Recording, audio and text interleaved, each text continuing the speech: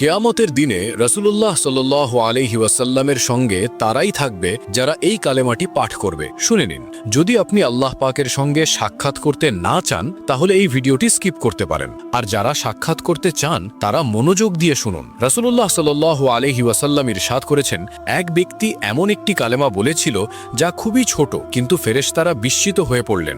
তারা বুঝতে পারছিলেন না এর কতটা সওয়াব লেখা হবে।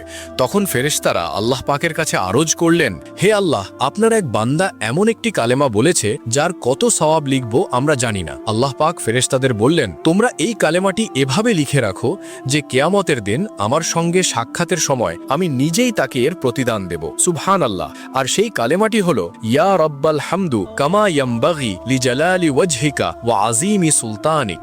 আপনার কাছে যদি সময় থাকে তাহলে অন্যদের সঙ্গে শেয়ার করুন।